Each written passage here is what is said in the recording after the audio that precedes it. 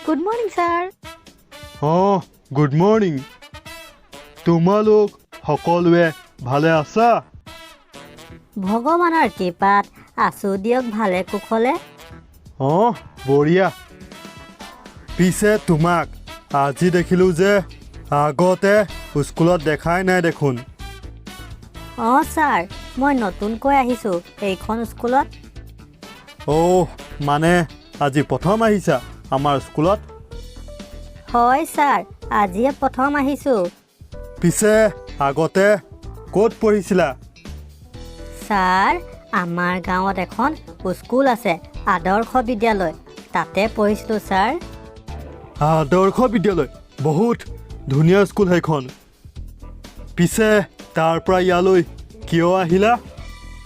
sir মই নিজে তাৰ পৰা অহা নাই মোক তাৰ পৰা পঠাই দিছে মানে মোৰ প্ৰমোশ্যন কৰাই দিছে প্ৰমোশ্যন কৰাই দিছে তাৰ মানে তুমি কি ক'ব বিচাৰিছা ছাৰ মই পঢ়াত বহুত ভাল সেইকাৰণে প্ৰিন্সিপাল ছাৰে ক'লে এইখন স্কুলত নাম লগাই ল'বলৈ এইখন স্কুলত আহিবলৈ কিয় ক'লে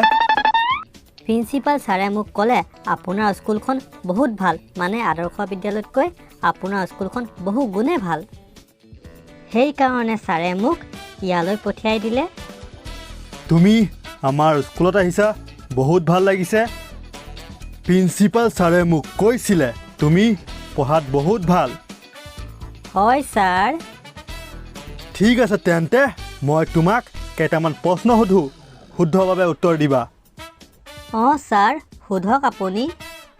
আচ্ছা তুমি কোৱা পৃথিৱীৰ আটাইতকৈ বেছি বৰষুণ ক'ত পৰে ছাৰ মাটিত পৰে কি মাটিত পৰে শুদ্ধকৈ কোৱা তুমি মাটিত নপৰি আপোনাৰ মূৰত পৰিব নেকি হা কি ক'লা তো ছাৰ পৃথিৱীৰ আটাইতকৈ বেছি বৰষুণ মাটিতে পৰে মানিছোঁ দিয়া পৃথিৱীৰ আটাইতকৈ বেছি বৰষুণ মাটিতে পৰে এইবাৰ কোৱা তুমি পৃথিৱীৰ আটাইতকৈ দীঘল দলং ক'ত আছে ছাৰ পানীৰ ওপৰত আছে এইটো কেনেকুৱা ল'ৰা এইবাৰো শুদ্ধ বুলিয়ে ক'ব লাগিব নহ'লে মোক অপমান কৰিব বঢ়িয়া বঢ়িয়া শুদ্ধ উত্তৰ থেংক ইউ ছাৰ তুমি কোৱাচোন ক্লাছৰুমত কিয় কাজিয়া কৰিব নালাগে কাৰণ ক'ব নোৱাৰি নহয় এক্সামত কোনে কাৰ পাছত বহিব লগা হয়